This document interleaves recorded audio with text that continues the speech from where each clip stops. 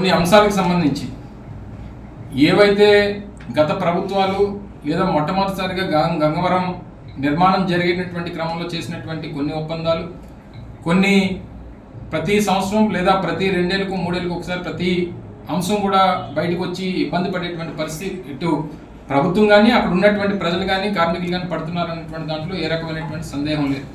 పూర్తి స్థాయిలో ఎవరికి ఏ రకమైనటువంటి ఉపాధిపరమైనటువంటి ఇబ్బందులు లేకుండా, నివాసానికి కూడా ఏ రకమైనటువంటి ఇబ్బందులు లేకుండా ఏ నిర్ణయం తీసుకుంటే బాగుంటుంది అనేటువంటి దాని మీద ప్రభుత్వం డెఫినెట్గా చర్చ చేస్తాం.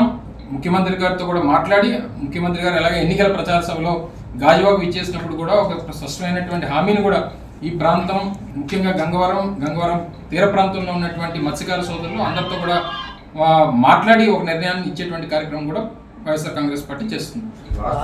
సభ్యులుగా పనిచేసినటువంటి నాగిరెడ్డి గారు, అలాగే నిన్నటి వరకు నియోజకవర్గ సమన్వయకర్తగా ఉన్నటువంటి సోదరుడు కార్పొరేటర్ చందు గారు, వారు ఇరువురు కూడా వారి తాలూకా మద్దతు కూడా తీసుకొని, ఎందుకంటే అందరం కూడా ఉరుకుటి కుటుంబం కానీ లేదా తిప్పల కుటుంబం కానీ గుడివాడ కుటుంబం కానీ ఈ ప్రాంతంలో అనేక దశాబ్దాలుగా, ఎందుకంటే గాజువాక ప్రప్రథమ సర్పంచ్గా చిట్నాయుడు గారు కానివ్వండి, లేదా వారితో పాటు సహచరిత్రం చేసినటువంటి మా తాతగారు కానివ్వండి, లేదా తర్వాత ఉరుకుటి అప్పారావు గారు కానివ్వండి, లేదా గతంలో ఈ ఉమ్మడి పెందుర్తి నియోజకవర్గం నుంచి పనిచేసినటువంటి గురుమూర్తి రెడ్డి గారు కానివ్వండి, అందరూ కూడా గతంలో ఇక్కడ పనిచేసినటువంటి సీనియర్ నాయకులు, ఈ ప్రాంతంతో సత్సంబంధాలు ఉన్నటువంటి వ్యక్తులు, వీరందరూ గతంలో 2009లో పనిచేసినటువంటి చంద్రపూడి వెంకటరామయ్య గారు, వీళ్ళందరూ మా పార్టీలో ఉన్నటువంటి సీనియర్ నాయకత్వం ఇదంతా కూడా.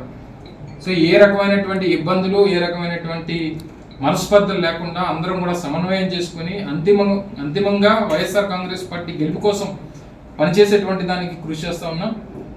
ఈ సమావేశం తర్వాత కూడా గౌరవ శాసనసభ్యులు నాగిరెడ్డి గారిని కూడా కలవడానికి, వారితో సమావేశం అవ్వడానికి కూడా వెళ్తా ఉన్నా. తర్వాత చంద్రుని కూడా కలిసేటువంటి కార్యక్రమం కూడా ఉంది. మనందరం కూడా కలిసికట్టుగా అందరం కూడా అంతిమంగా వైఎస్ఆర్ కాంగ్రెస్ పార్టీని గెలిపించాలి, జగన్మోహన్ రెడ్డి గారిని మళ్ళీ ముఖ్యమంత్రి చేసుకోవాలనేటువంటి ఒకే ధ్యేయంతో అందరం కలిసికట్టుగా పనిచేస్తామనే విషయాన్ని కూడా మరొకసారి మీ ద్వారా తెలియజేస్తాం. వారు మొన్నటి వరకు శాసనసభ్యులుగా నాగిరెడ్డి గారు ఉన్నారు, స్టిల్ ఆయన కంటిన్యూ అవుతున్నారు. నిన్నటి వరకు సమన్వయకర్తగా సోదరు చందు ఉన్నాడు.